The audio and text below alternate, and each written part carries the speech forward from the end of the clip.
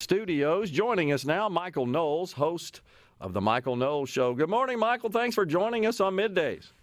Good morning. Thank you for having me. You bet. So did you take one for the team, endure the pain of watching that whole thing last night? It was, and I say this with no exaggeration, the worst State of the Union address in my lifetime that I have ever watched. And this is not a partisan comment. Some of the Republican ones are snooze fests too. Yeah. But last night was really, really bad. It was so pathetic because the State of the Union, domestically and when you look at foreign affairs, is so weak at the moment because of very specific policies implemented by Joe Biden that even Biden knew it. And you'll notice that most of the speech, he didn't talk about anything that he's done or the state of the nation at present. He just said, don't worry, next year we're going to cure cancer. In 5 years, it'll be great. Pay no attention to what's going on now because he knows that it's a disaster.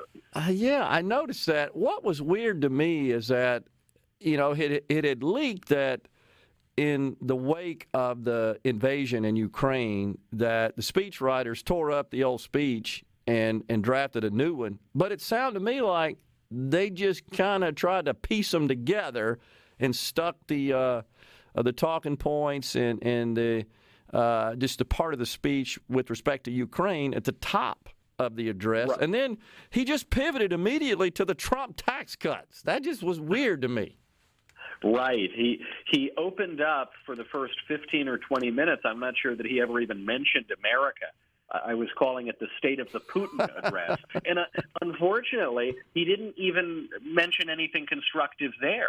He didn't say what the United States could do to stop the mayhem in Ukraine. He didn't acknowledge the many stupid decisions that he made that led to this invasion of Ukraine, notably giving Putin the green light on Nord Stream 2, the pipeline connecting Russia to Europe so they could cut out Ukraine, basically rolled out the red carpet for a Russian invasion, or the literal invitation that Joe Biden made to Vladimir Putin. When Biden was asked, will you do anything if Putin invades Ukraine, he said, well, if it's only a minor incursion, then I suppose that would be just fine. As if to say to the crocodile, only eat my pinky, please. Don't eat the whole hand. It's not going to work. And so he talked for 20 minutes about it, and frankly, it was the highlight of the speech because his own record here in America is so dismal that distracting with a play-by-play of what's going on in Ukraine was probably the best choice he had at his disposal. Yeah, I guess so. If there's one thing I would think you could sort of rally everyone around, regardless of political stripe. Of course, it should be the security of this nation, and I think broadly most support Ukraine in their defense of their sovereignty, of their nation, and oppose what Putin is doing. But I just thought it was weird to go straight from that, and I thought he had some good lines, if you will, in the top of the speech with respect to his discussion of that situation, but just going right into these domestic policies and attacking the Trump tax cuts, that just didn't fit. Well, I suspect if there was any logic to it, and when you attribute logic to a Biden speech, you might be being a little too generous. But if there was any logic to it, it may have been Biden's attempt to conflate Putin and Trump. And obviously the Democrats have spent a long time doing that. They pushed the ridiculous Russia hoax when, ironically, it was they who were colluding with the Russians, not the Republicans and not Donald Trump. Exactly. But if you go from one bad guy in Russia and then you say, and also here's this really bad guy like Donald Trump, aren't they so similar? I think it's just another way to keep pushing that tired old talking point. I think for most Americans, Michael, what did you hear that most Americans would have picked up on that addresses what is the kitchen table issue of the day? What did you hear? Well, I do think that Biden made some half-hearted overtures in that direction, notably with his claim that Democrats support funding the police. Yeah. Now, of course, Democrats do not support that. They explicitly called to defund the police. And then not only did they talk about it, but they actually did it in 2020 and in 2021. So you saw a massive spike in violent crime throughout the nation that we're still grappling with. And and that crime spike doesn't play very well in Peoria. So at that moment, Joe Biden basically just lied. The Democrats applauded like seals, but they're not really going to do anything about it. They haven't introduced any legislation to reduce crime. You also saw it with the half-hearted Democrat USA chant.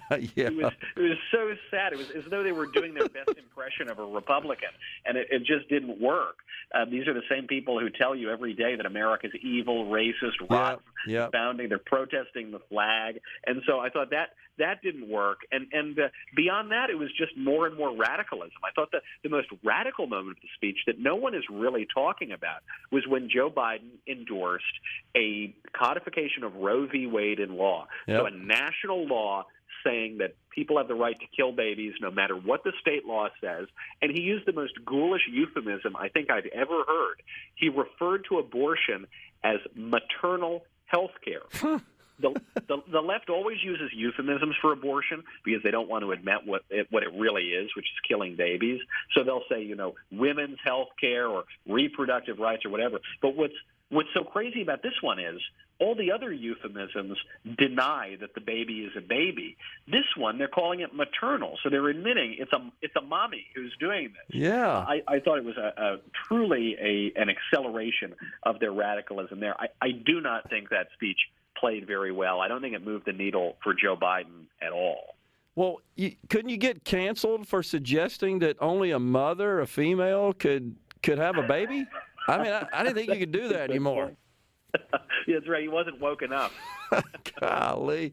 Well, I think most people wanted to hear, I'm tired of paying $4 at the pump. I'm tired of going to the grocery store and every time finding my bill has gone up.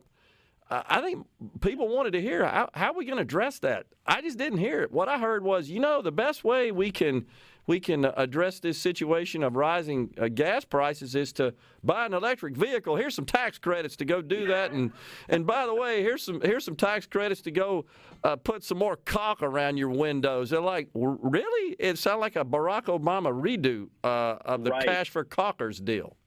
Frankly, it was even worse than that, because when he did, on these rare occasions in the speech, directly address the problem of historic 40-year high inflation, gas prices going through the roof, about to get much higher because of what's going on in Ukraine, he actually said that the way he was going to combat inflation is by reducing costs.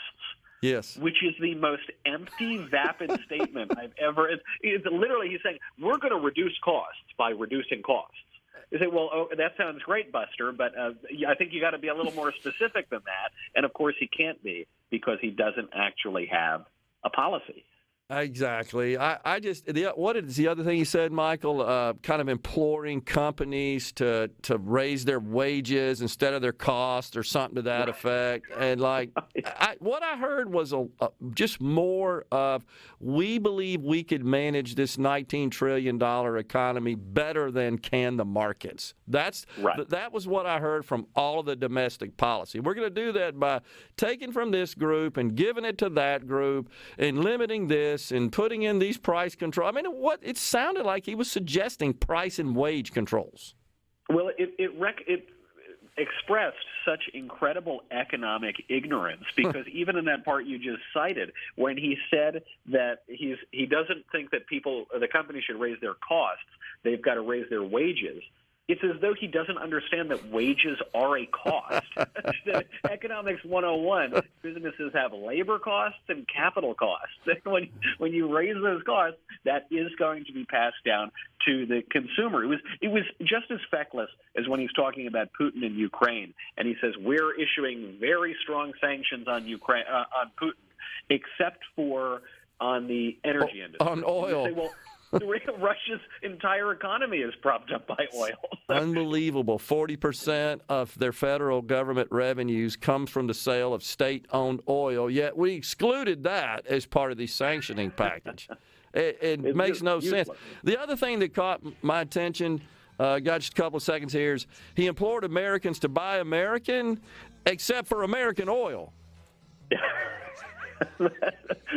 That's right. It was a speech as we would expect. Unbelievable. The man was talking out of both sides of his mouth. It didn't do anything. Michael, appreciate you coming on the program. Always respect your analysis and love the show. Thanks a lot. Talk to you soon. Thank you so much. We'll be back here on Middays from the Element Wealth Studio. Stay